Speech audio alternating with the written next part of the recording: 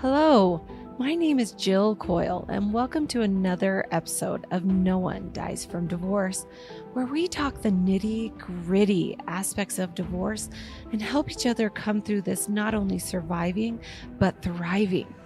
I'm a divorce attorney, and I'm interviewing other experts and people just like you who are going through or have been through a divorce, so you can have the latest and greatest information on all things before, during, and after divorce. Let's dive in. Welcome to another episode of No One Dies from Divorce. Today, great guest, Leta Greene. Thank you so much for being here.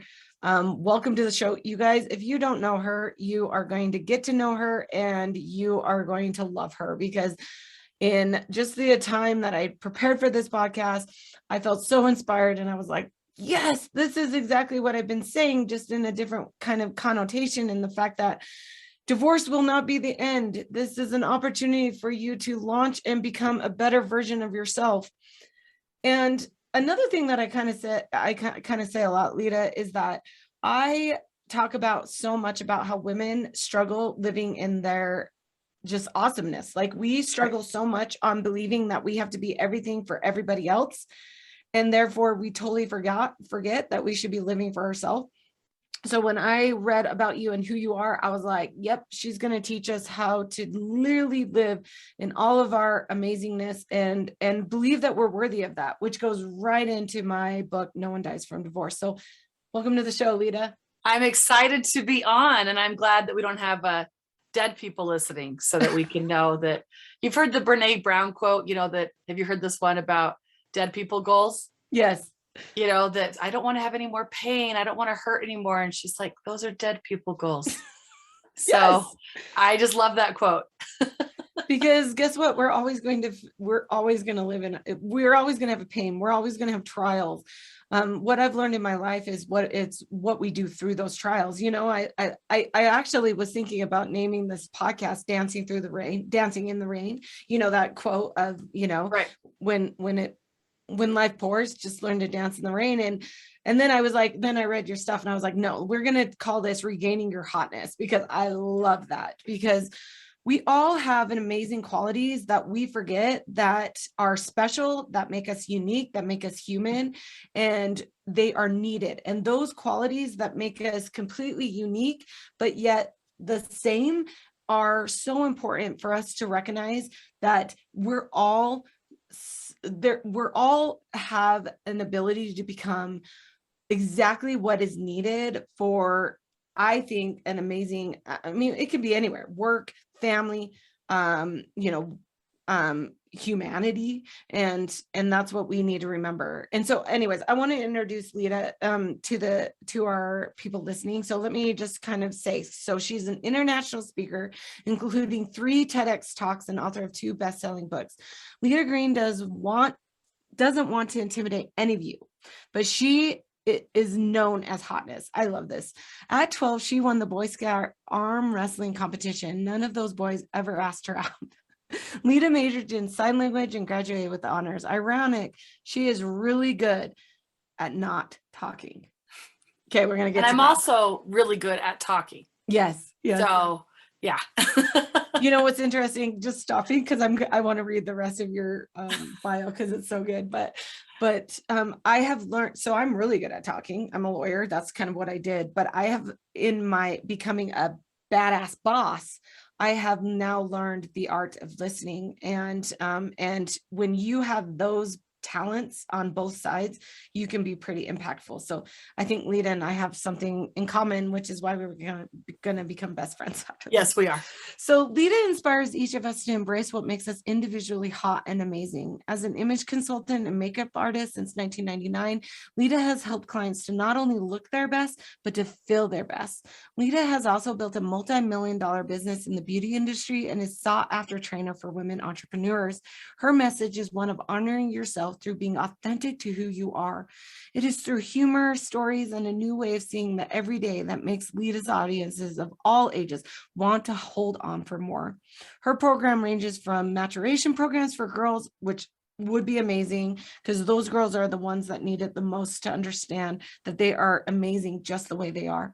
Confidence Absolutely. workshops for tweens, again, that's amazing. Teen girls and women, because women, we need self-confidence pep talks all the time. Seminars for parents on how to talk to your kids about sex and abuse. Leta is also an energetic keynote speaker for conferences and seminars on resiliency, personal responsibility, and of course, the hotness factor. And then you're a mom of four. No, three. Three. Yeah. I'm a mom of four. And she agrees, though, that your children are the most adorable. Right. We'll agree to disagree, but well, we can still be good friends. Okay. Yeah. And then just follow her on Facebook and you'll see what she has to offer and give you the ability to live in your hotness factor as well. So we're going to talk about this all because Leta, first of all, welcome to the show. Thank you so much. Thank you. I'm excited to be on. Let's get into it. Well, the first thing I want to know is I do want to know a little bit about your background, how you got to where you are today, where you are basically shouting on rooftops and teaching women and all ages to basically live in their hotness. So I'm actually a trucker's daughter, which I think is interesting because I wasn't raised in a very feminine space. And my grandmother used to tell me that I was ugly and that nobody would ever marry me. And since they actually basically bought my uncle, it was an actual threat that they might have to, buy the man. So I like to always point out that my husband actually likes me and was not bribed at all to marry me. So there was no big dowry involved as a trucker's daughter. So I grew up with the communal toothbrush in the truck stop, dad spraying us off with a hose like you spray off dogs because you don't send your daughter in to the truck stop's bathroom. And now they're travel centers. They're much nicer than what I grew up with. So I grew up with, bitter realities of life. And like everybody, I had some self-esteem issues. You mentioned the little girls, little boys and girls were born with this innate confidence, right? And, we dance and we have fun. And then I remember my grandmother, making fun of that. It was a family joke that I used to look in the mirror and say, I'm beautiful. And that was a big joke throughout the years that I did that when I was little. And later, as I was recapturing my identity, my hotness, who I am, I was like, how sad that family culture discouraged the exuberance and the joy of a little kid. And so I had to kind of go back to my little self and be like, you are beautiful. You are amazing. You are capable. And I'm really nice to the little Leta inside of me. And I encourage you all to do that, to think about how you felt before life experiences jaded you a little bit. Yeah, absolutely. I talk a lot about it in my book about how when we're little, we daydream or we dream to things that maybe are impossible, that we want to be Superman or we want to, I was daydreaming about me marrying Prince William when I was a kid. Like that, was my crush. And I remember thinking, we're able to just dream big because just like you said, our confidence is kind of there and built within. And so, and it's sad that the world and, the influences in our life are the reason why we stop dreaming. And I talk a lot about in a divorce, one of the things that you can do is you can use the divorce now as an ability to start dreaming again. Yep. And, I remember when my husband left me at year 4 and we were, he told me he wanted a divorce. I just remember thinking, wow, I haven't even thought what do I want? Or, been that giddy little girl of daydreaming for so long that maybe this is the opportunity for me to start doing that again. I realized that just came because I was miserable in myself and I didn't understand what happiness came within.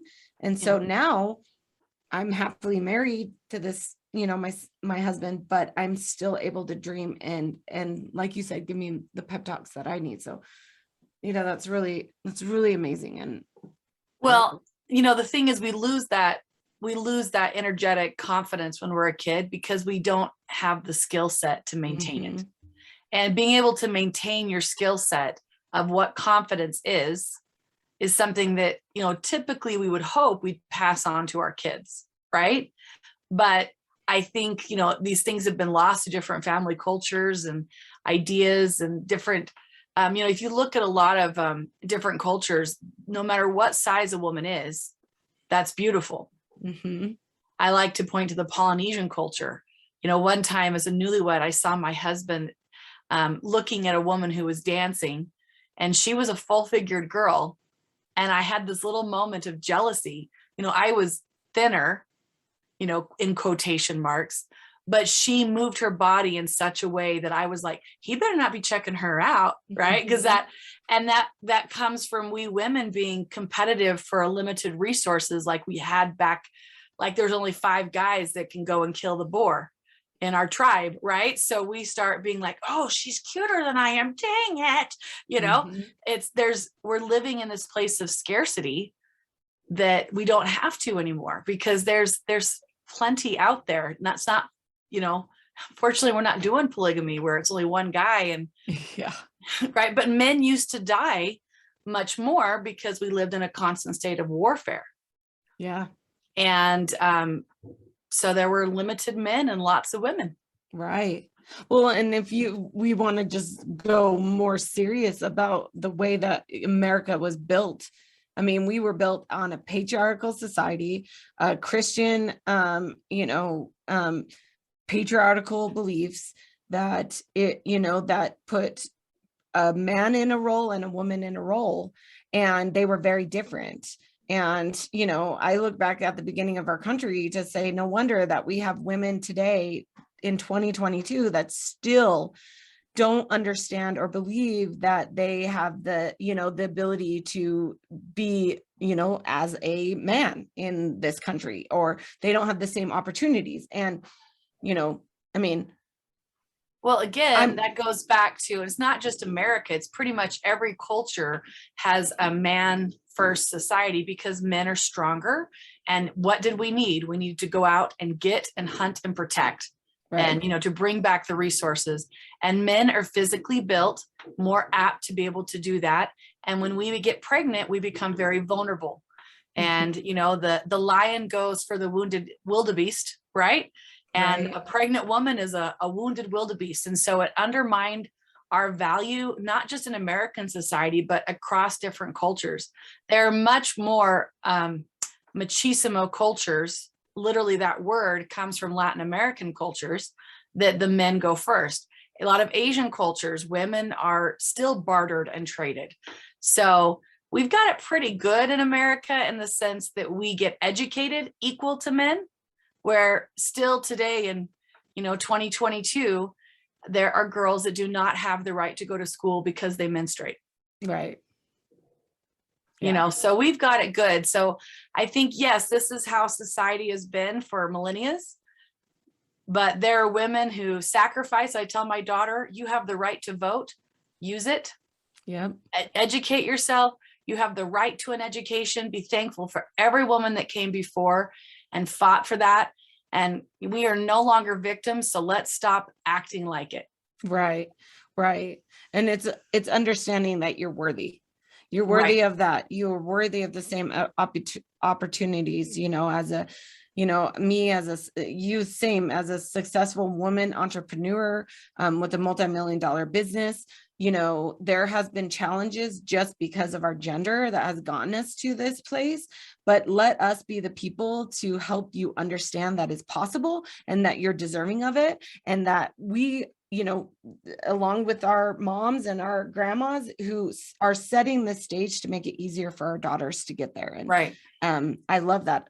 I'm part of that. But one of the things I think that is a challenge for women, especially, is our self-doubt, like you said, living in our victimness. Now, I use the word victim with excuses a lot. A lot of times we play the victim with excuses. So let's not use the word victim, because a lot of times we have to define what that victim is. We don't want to do that.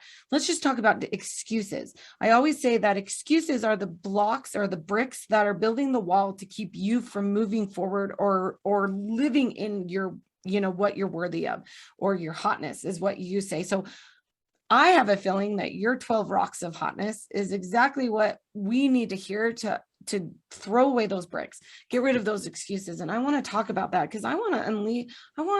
I was telling Leta a little bit before this, but I still sometimes struggle with self-doubt about myself, in just the way I look.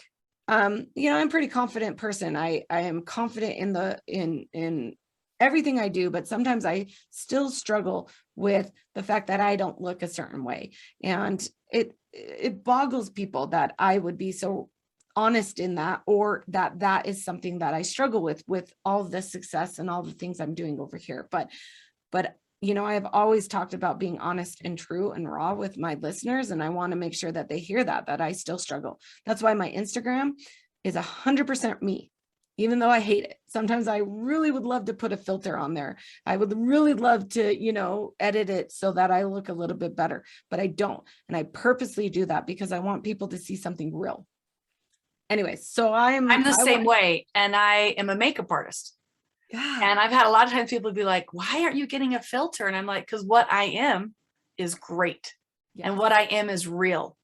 And, because I'm selling skincare products and makeup products in addition to my book, but I've been a makeup artist for 32 years. Even though I'm selling beauty products, I'm propagating the idea of shame if I were to put that filter on there. Because again, it goes back to this ingrained need of women to feel like we have to compete, right? Oh, she's prettier, she's thinner, she's younger, I want to be her. When we're putting so much focus on what we want to be on the outside that we're losing that focus of the work inside. And so you can know that I am, Jill, I am the confidence expert. And there are days that things happen and I have to go, oh, okay, what's my skill set in this moment? We get rocked, we get hurt. It's like happiness, pursuing happiness or confidence or hotness or whatever it is. These are not permanent states of being. We don't always live in our perfect state of bliss. We're having a human experience, and there is opposition and difficulty and devastating loss. These things happen, but if we pick up the skill set, if we pick up the tools, we can build our house of happiness. We can build our house of confidence, whatever it is. And I see you smiling because I'm sure, these are just principles of truth. You're calling it one thing, I'm calling another thing. It's truth. Yeah. And there's a reason that, religions and philosophies all have a common thread because it's true. Yeah. Right? We have to turn inward to find that connection with what we call our divinity. And I always invite people to stop looking at, do I get enough approval? And it's just worse because of social media, that you're getting enough inside of yourself with the self-talk that you're giving you in relation to what is true and what is right and what is my true value, instead of all these things you don't have control over. I don't have control over if you think I'm good looking or not. Right. I don't have control over if you think I'm intelligent or capable or anything like that. So why am I needing your validation? Right. I have decided that I like me, that I can do all of these things. And if I see a place that I need to work on, well, that's life graciously giving me homework. What a gift, right? To be able to be aware to work on something. And like you were saying about divorce, this is the opportunity. This is the framework you can build a greater you on. Yeah. I totally agree with that. Right.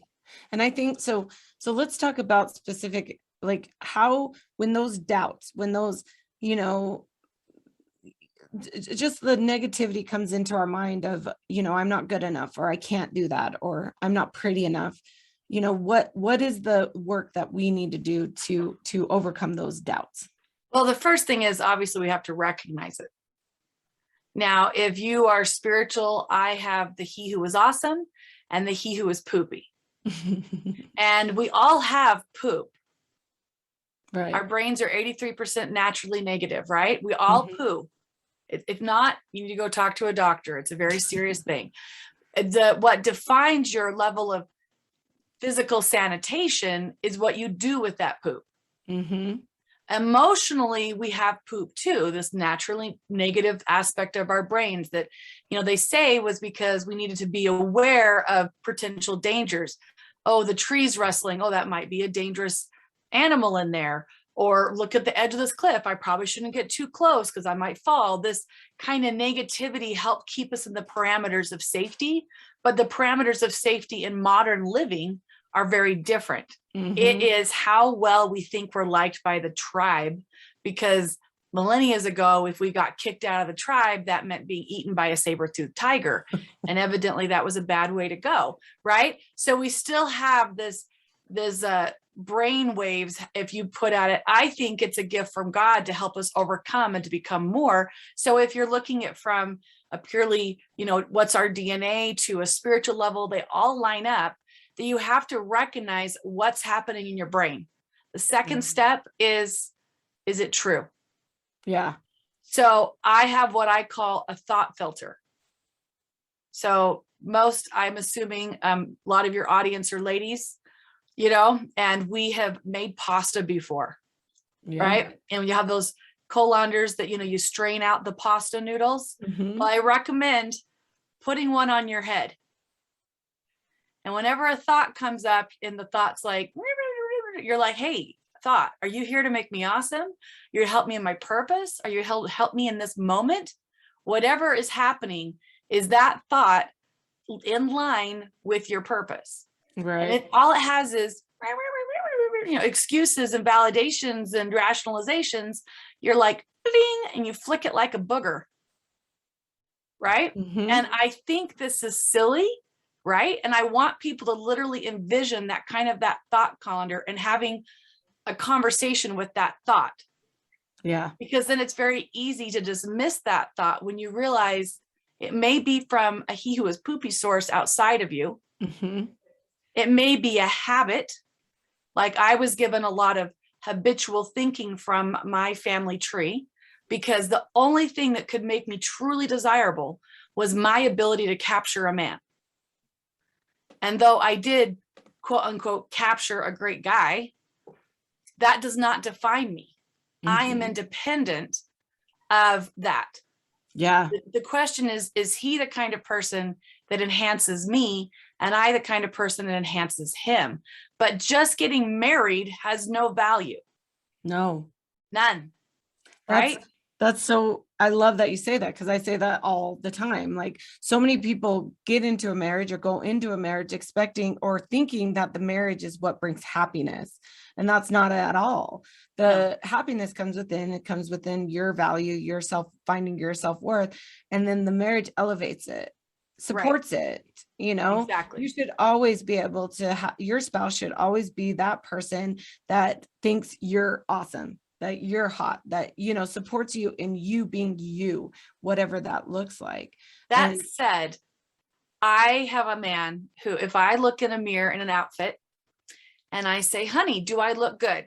Now let's just back up before I give you my husband's answer. Why am I asking if I look good? You want validation? Because I'm questioning. Right. If this particular blouse is cutting my body in just the right way. This is why I teach image workshops, right? Teach people these kinds of things, because the human eye does not care. As long as it sees an hourglass, it does not care how wide that hourglass is, right? It's just trained to like the movement of the hips and the sachet of the girl power, right? That is what makes a woman attractive, not how large or wide or whatever. So I'm looking in the mirror and I'm questioning if I look good. So I ask my husband, honey, how do I look? He will look at me. He will look me up and down and he'll say, that makes your hips look a little bit bigger than they are. And part of me, the first time I asked him this, was a little mad at him, because I wanted him to say, you're the most radiant thing I've ever seen in my life. Yeah. Right? But my husband has Tourette's. He's a very honest man. Right? Very honest man. He doesn't, there's a million different Tourette's you can, tics you can have. One of them being a swear word one. He does not have that one. They're just very honest kind of people. Mm-hmm. But you know what? I was asking because I needed validation, and I don't need someone else to do that for me. I can do that. Now, when we're in a vulnerable place, thank God for girlfriends, right? They can be like, girl, he was never good enough for you anyway. But if those girlfriends don't circle back and say, you know, I noticed that you, and give you some very valuable feedback and maybe some ways you could look at this. Those are friends that are validating you in your insecurity and your mediocrity. Mm-hmm. We all need friends that are honest enough to say, you know, here's an area you could work on. Yeah. Yeah. I love that. It's so funny because when I married my husband, because sounds like a lot like your husband, but my Lucky husband, us. he doesn't have Tourette's, but he is very, very honest. And I remember when I first got married, I was like, you know, in that like la la land, like, oh, this is going to be amazing. And I remember him, you know, saying things like that, like, oh, that shirt doesn't look good. And I just remember being devastated. Like, what? You're supposed to just think I'm like perfect and you're supposed to just validate that.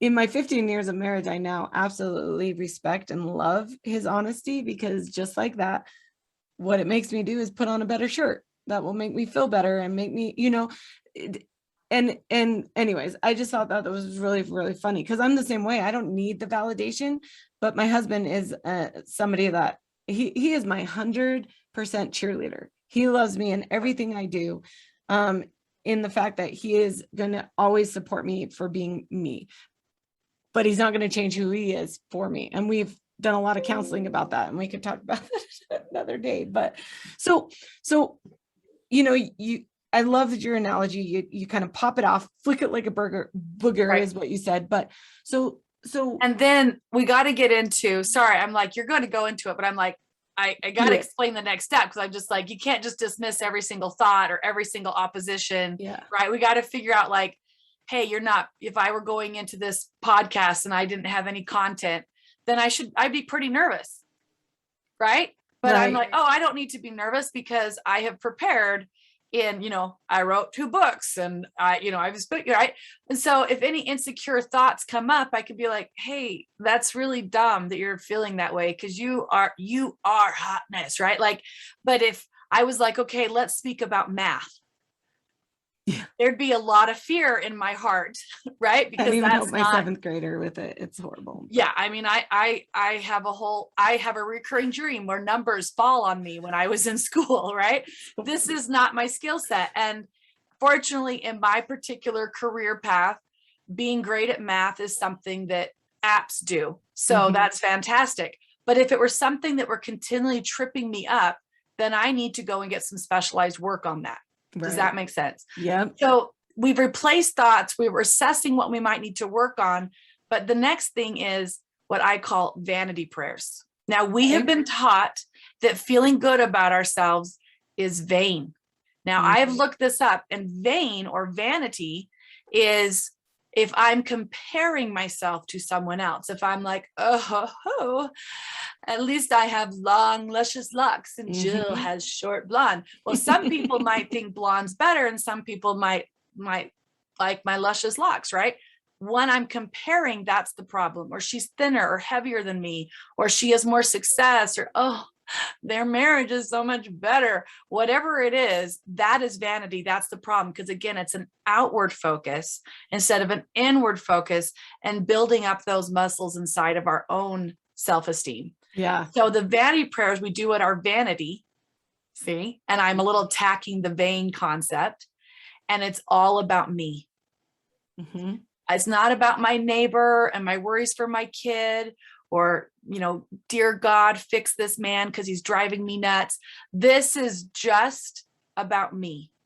And elementary vanity prayers are, I go from my forehead that grandma said was like a horse and she'd make the sound to, you know what, I'm glad I have a forehead and it looks pretty fantastic and I know how to contour it. And I mean, I just say, and then, you know, my eyebrows, you know, and then my eyes, I have kind eyes that sees others. And then this sexiness underneath my chin. I mean, I can go to every aspect. And this I one got right it here is too. one of my favorites to share. I mean, because for those watching, there is a voluptuousness of curves that is happening here. It's very sexy. Mhm. And sometimes people miss that as a sexy trait. And that baffles me because everyone in my dad's side of the family has it. And these are people that sacrificed everything to come to this country for religious freedom. And most of them were killed in the pursuit of that safety. But Mhm. those that made it, we always joke the little ones died, you know, because we're sturdy people. But we all have this, and we call it the Mon Chin. And I can look at pictures of my ancestors and see that chin, and I get to inherit that legacy and that hard work. And so by switching how I thought about my chin, by not comparing it to someone else, I look at that and I'm like, that is the gird of strength that is in Yeah. my loins and DNA, and I am entitled to that. So you see how I switched that around. Yeah. And so that's the very basics of Vanity Prayers. And then you can start graduating up. In my book, I give different, it's like an affirmation exercise, but more than just validating us into, I'm so awesome, we are basing it in reality. And you guys like, wait a minute, she thinks her chin's sexy. That is my reality of the heritage I've been given. Right. And I need to love the body that I have, right? My stomach, I call it the 3 C's: children, cheesecake, and chocolate. Yep. And I met every piece, and I made those choices. And if I did sit-ups, that would ruin my alliteration. And that's just not something I want to do. Right. But the thing is, there's an accountability factor, which is the second step, right? Like if I want to feel differently about that, then I need to do something differently. And I've decided that the doing differently is not as important as the children and cheesecake and chocolate. Yeah. Right. And I could go and pay, I don't know, 20 grand and have a flatter stomach. But there are other things I'd rather do with my 20 grand. Yeah. Right. Yep. And there are women that is okay for them. And that's fine. Mm-hmm. Right. There's nothing wrong with using medical to change your body or whatever. I have a cousin that did a gastric bypass and she's lost 100 pounds. And I'm thrilled for her because we're going to grow old together. Right. But as long as I was comparing this body frame with size 14 shoulders to my happen to be genetically little sister, because the genetics from the other side of the family, and thinking that somehow she's the only thing that's beautiful because that's what my mom's side of the family said, I would hate me. Yeah. But what's interesting is my husband is actually not attracted to my sister, nor is her husband attracted to me. Right. We only need one person to think that we are the total package. Mm-hmm. And I am the biggest girl my husband ever dated. Mm. I am not his quote unquote type. Mm-hmm. Right. I mean, and he's white, so he's not really my quote unquote type. My girlfriends were shocked because they're like, he's very white. And I was like, well, I took tall, dark, and handsome literally, but he was the total package of everything that I wanted. And I was the total package of everything that he wanted. And then we said, let's join this and enhance and build each other up, but not into false validation. Yeah. We have bought the lie in our society that in order to like each other, we have to agree. Mm-hmm. And agreement is not required for having a thriving relationship, community, or world. We just have to agree that, like in our marriage, my husband and I never use inflammatory language to each other. Mm. We've learned how we fight with each other. Mm-hmm. And over time, we've actually kind of stopped fighting because there are certain areas in our marriage that are my domain, that I am the one that's in charge on, and certain that he's in charge on. Mm-hmm. And we have relegated different roles. Not when I say roles, people are like, oh, who does the most cooking? Like, everybody right. Calm down. I happen to be better at it. Mm-hmm. And I don't want to eat pasta every night. Mm-hmm. Right. So I happen to do more of the cooking, but he happens to do more of other things. He is fantastic with the math. Mm-hmm. And he happens to be more of the one who does the homework with the kids. Mm-hmm. And that's traditionally a woman's role. Mm-hmm. And I've not lost any of my womanhood or my power in my marriage because I do dinner or because I don't do the homework. Yeah. right? And so we get so wrapped up in all these ideas, but your dynamic, as long as it's accountable between the two of you in a girlfriend friendship, in a family, or in a marriage relationship, if that dynamic is working for the two of you, it's really nobody else's business. Yeah. Right? But it's Yep. not going to follow traditional, you know, men can only do this and women can only do that. It's going to be according to different strengths of those two people. Yeah. How do we break down the stereotypes that just like the culture has, led people to believe? Social media, TV, like movies, like the idea of love, the idea of the way you should look, and the roles of a female male, like, are so not reality in these spaces. Right. I mean, Instagram, people want to believe that that's real because it's a real person posting. It's not usually some celebrity, that we know on the movie screen, but yet they still believe that that is somehow reality, and it's not. So as who you are, Leta, and what you're teaching and what you're inspiring, like, how do you tell people you need to break that down, and you need to recognize, be able to understand the difference of fiction and reality? Well, I think not following people that aren't being real is a really good step. Yeah. Because it's building your subconscious mind up for failure. It's like you talking to a teenager who's listening to a song that has, the poopy word every little bit, and they're like, oh, it doesn't affect me. Yeah, it's how, white Aryan Nation, the skinheads and stuff like that. They actually use music to recruit those teens. Mm-hmm. Because music is so powerful. And so what is the media that you're surrounding yourself with? I don't really follow anyone I don't like that doesn't align with what I'm going for in my life. Yeah. So if this person is not providing value in, intellectually, emotionally, spiritually, if they are making me not like me or feel like my life is not good, I'm not following them. Yeah. I just that's a really great place to start. Mm-hmm. So if every, like we were joking, every image is airbrushed and curated, and it took them a half a day to do it, again, goes back to your little thought filter. Is it true? Yeah. Surround yourself with truth. Surround yourself with what is real, because then you're sitting there going through your day being like, I'm not enough, which goes back to the vanity prayers. And I didn't finish saying that. So I met my vanity, and it's all about me, right? Yeah. And I'm Mm-hmm. building me up, but where we all know we need to think more positively. And so we sit there and go, I should be more positive. Why am I not more positive? I should be positive. And it's like we're sitting there beating ourselves up with this shame of what we should be. So everyone did their deodorant this morning. Everyone brushes their teeth. That's like 2.5 minutes right there. Okay, that's, guys do that too. And then I'm a big fan of the eye cream. We do the eye cream night and morning, right? Like I put makeup on, and because I'm a makeup artist. So, yesterday I didn't. Doesn't happen every day, right? But I'm spending that time in front of the mirror. The subconscious mind believes whatever you repeatedly tell it. It does not know the difference between a truth or a lie. And when you're looking in a mirror, it imprints deeper into your subconscious. Yes. And what do we typically do as women? We're in the mirror going, Look at this. Sit. I look this. Oh, I'm look fat. at my nose. Yeah. I'm wrinkling just like my grandmother did. And, I'm fat, whatever. Instead, you'd be like, I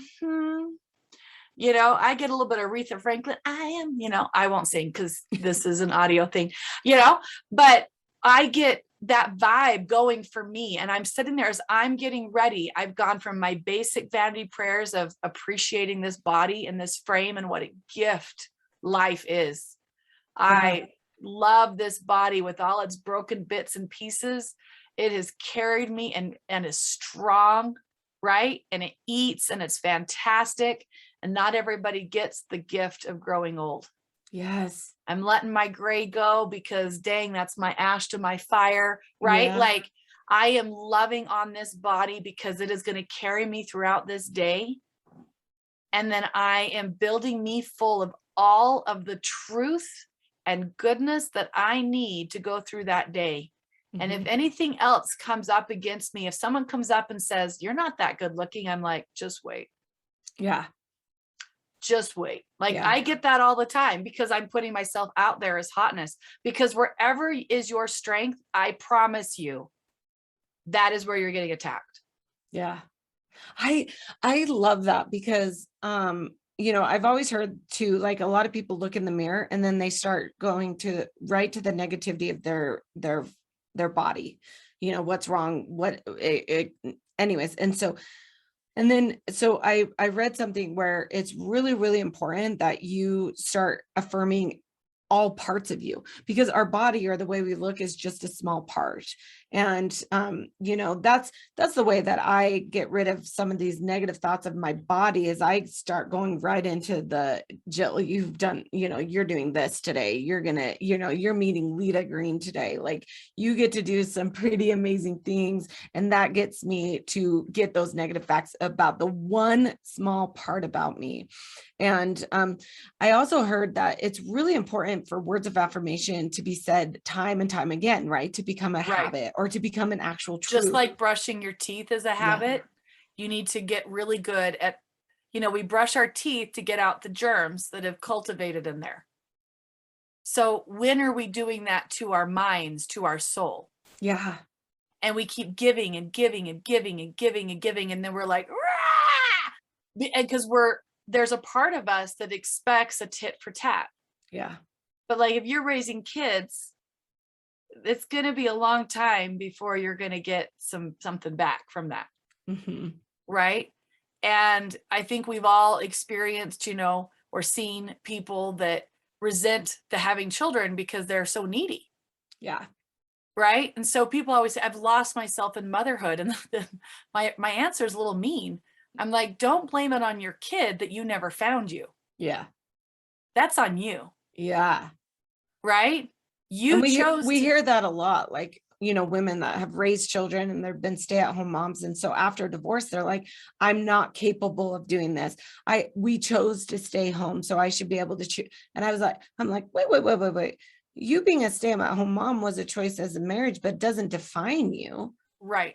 It doesn't create your happiness. It doesn't define your worthiness. Right. And there's a lot of companies that want to hire people who know how to do a 16-hour day, because they could probably do a 6-hour day cheerfully. Yes, I said that. I'm like, stay-at-home moms have some of the most important skills needed in the workplace: organization, multitasking, the ability to communicate with 5 different personalities at, the same time. Like, I mean, I feel like I go from, I have a 13-year-old and a 4-year-old. So I feel like I go from being like, hey, did you poop in the potty, to, talking to my 13-year-old about, real life problems and being confident in your, it's just, we are so good at moms to being able to we're also able to read feelings and want to communicate better in the fact that we want to relate to our children. So there's so many skills in being a stay-at-home mom. And that goes back to, instead of defining yourself by this, what you can click on a,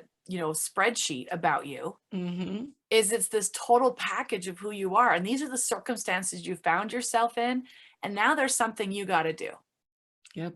And it may not be easy. And you know what? The idea that life should be easy is a big poopy lie from he who is poopy. Mm-hmm. Because then it makes us think we screwed up somehow. We might have. We might have made mistakes because we're human. Yeah, that happens, right? And that's okay. But, to the single mom trying to get a job, she's not the first single mom that's done that. There's a great story of a friend of mine that went through a really bad divorce and took a crappy job selling chicken. I mean, what? Right? She didn't love it. And she's worked her way up to being a vice president of a company. Mm-hmm. But she took a job and she figured out the skills. But instead of being like, I'm better than this or I'm less than this, she just took what was available and she made the best of that and increased her skills and her marketability, and people wanted her. Yeah. Became very marketable. I don't have a college degree and I've been offered 6 figures jobs. Mm-hmm. And I'm like, for me, I'm like, you want me to be there every day at the same time? That's the entrepreneur life for me, because I picked my career initially around being a makeup artist, because I had an amazing skill, that requires very little training, because everyone in my family has a trade. That's Mhm. what the world I came from, very blue collar. But I chose that because I could do makeup with a kid in one arm. Yeah. And for me, I went through 10 miscarriages. I'm not a good quitter Mm. to get my 3 kids. I'm And so so by proud. the time I was getting my 6th pregnancy was actually going to come in the form of my son, my oldest, depending on how you define that, I wasn't willing to put him in daycare. And so I cleaned houses and sold makeup and worked weddings on the weekend. Mhm. And people would be like, they kind of give me crap because that wasn't a very prestigious job. And I've worked it into being a very, very successful, and I have multiple arms to my business, but I just put my head down and I went to work without pride or ego or deprecation. Yeah. And that is a huge skill that you have to consistently learn how to be nice to you, so you're not undermining your success, Yeah. because your confidence and how you feel about yourself is going to undermine you anytime you're stretching you. Mhm. And so if you can learn how to stretch your inner confidence, you'll learn how to stretch your outer projections. Yeah. I was born and raised in Utah. Like I said, a very conservative, very religious state. And I wanted to go to law school since I was in junior high. And I remember dating boys in college and telling them, hey, I'm going to law school. And they would look at me like, you're crazy. We should get married and you need to support me through school. And I just was like, no, see ya. Don't let the door hit your butt on the way out. And and then I dealt with the negativity of being judged when I worked with my kids. And then when I had my Oh, 4th kid, I mean, people were just like, why are you having a 4th kid? You work. And I remember thinking, yeah, I work. I can have a 4th kid, right? You decided to have a 4th kid just because you stay at home. I'm lucky in my career and what I've built.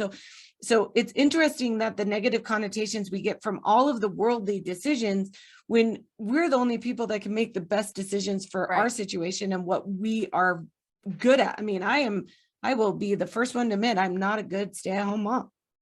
In Well, fact, here's I'm a this. very good boss and I'm a very good, entrepreneur, and I'm very successful in my career, and I am a very good working mom. Right. And here's the thing. Most of our grandparents probably worked a farm or like a small little mom and pop, right? And the factory concept, is 1860s, if Yeah. I'm remembering correctly. It's pretty new, right? Most of us had jobs very closely tied to where we lived. Yep. And so our children saw us doing that job. And even if grandma was, home baking bread, we saw the work of what grandma had to do. We have always grown up, human society, by seeing how work is done. Yeah. And somehow in the last 2 or so generations, it's this idea that children should be entertained. It's so true. No, that is not our role, is to feed them and clothe them and teach them to be awesome humans, which might mean they have to earn some of their own clothes money. Yeah.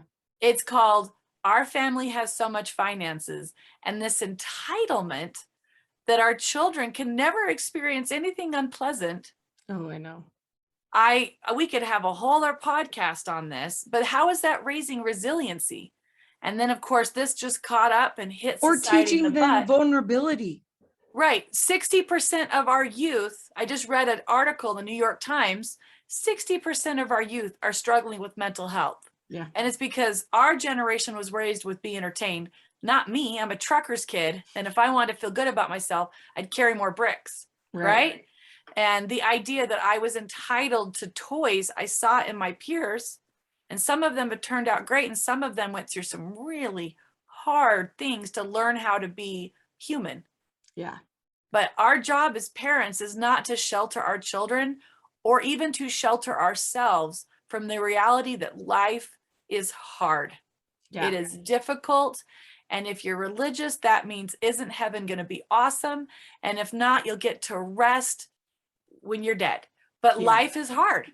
It is difficult. And the lie that somehow, if it's not easy, you're doing something fundamentally wrong may not be true. Now, if you are a drug addict, that is going to make your life harder. If you are selfish, that is going to make your life harder because you're going to be more isolated.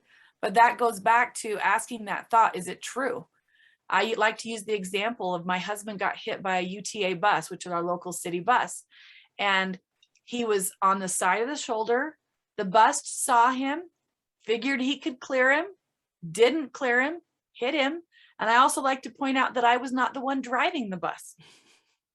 And no, I did not manifest whoever, I mean, that's a joke. Oh, life hit you like you've been hit by a bus. I mean, literally, we know, right? That we didn't manifest that. We didn't cause that. That was something called being human. And there's other humans that driver had a bad day. Yeah. And my husband had a bad day because of it, right? Yeah. We impact each other. Where do your rights to be you, to go about life being distracted and making yourself feel exactly comfortable in your moment, collide with my rights to not be hurt? Yeah. Right? And this is the big debate in our society right now of I just be you. Well, no, you got to be you, responsible within. So the hotness analogy is there's two kinds of hotness. There's a wildfire that burns out of control and gets lots of attention, right? Just think of the latest whatever celebrity that's having a hard time, and we all watch it. I guess that's Johnny Depp right now, right? And Amber Heard. We're all like, oh my crap, like I don't want to know about this. This is sad. You know, I've seen a few minute clips and then I'm like, again, surrounding myself with truth. Why am I watching this? Is this going to help me be more vibrant and awesome and productive in my day? Is this going to make me feel better? Or is it going to be like, well, at least I'm not Amber Heard, right? Like, no, this is not helping me. That's just drama. Turn it out, right?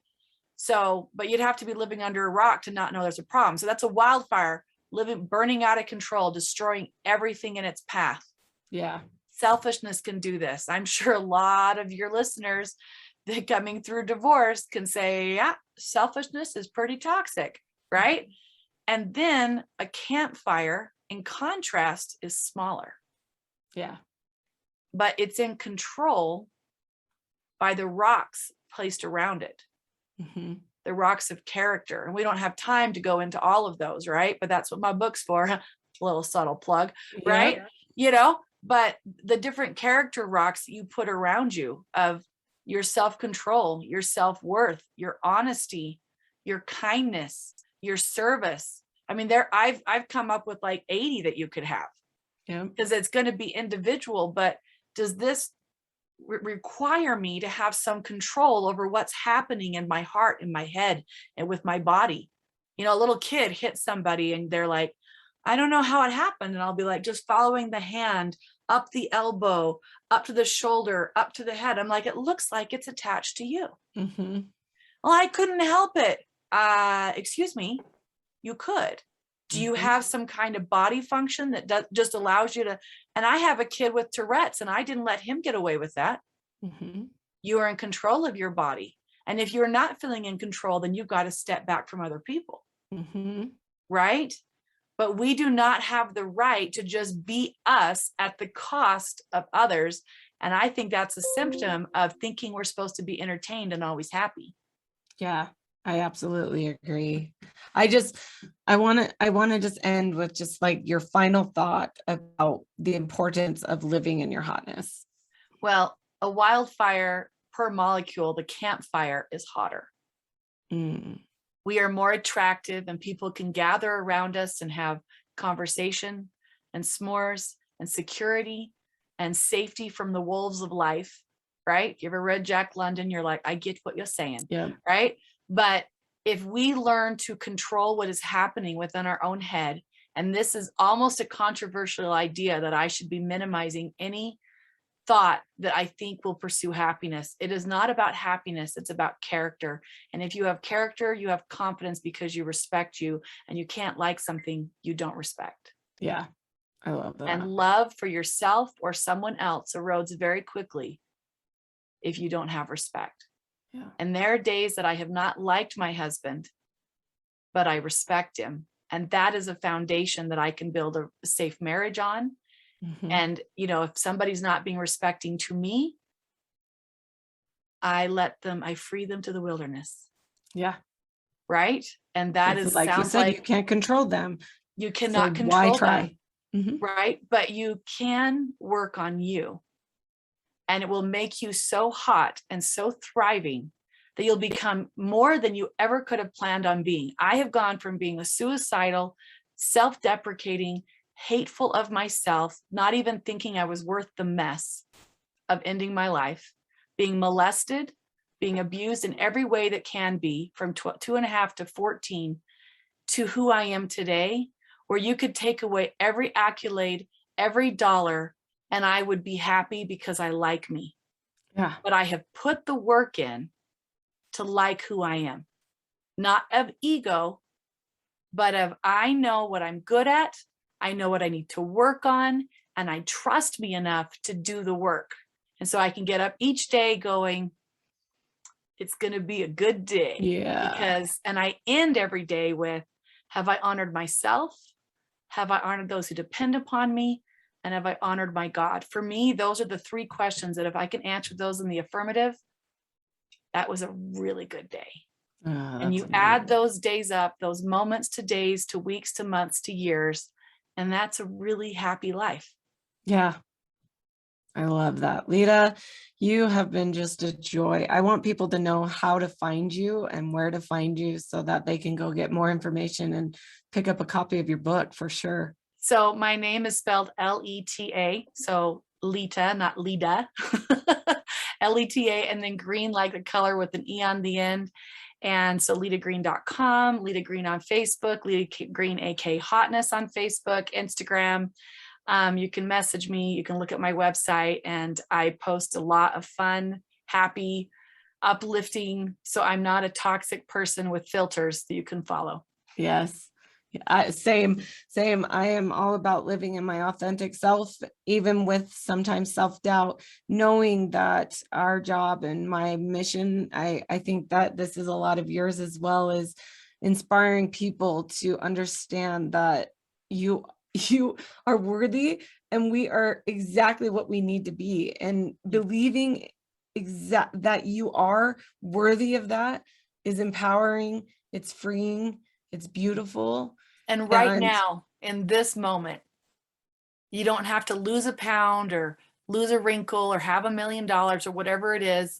Right now, you are valuable simply because you are. And even if you're in the middle of some kind of messy story, this story, as often been heard, can become the message that you reach back and help someone else that is in that dark space. Because if I had told you guys, I was the homecoming queen and everybody loved me, my story wouldn't be quite the same. It wouldn't have quite the same depth, even if I went through the same steps of work, right? Because it doesn't mean the homecoming queen didn't feel bad about herself. It's just we didn't see that outward projection.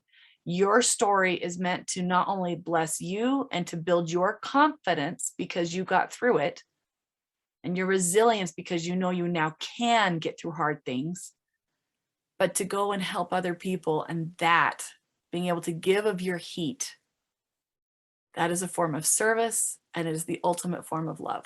yeah. Well, we'll just end at that because that was perfect. Thank you so much for being on my show.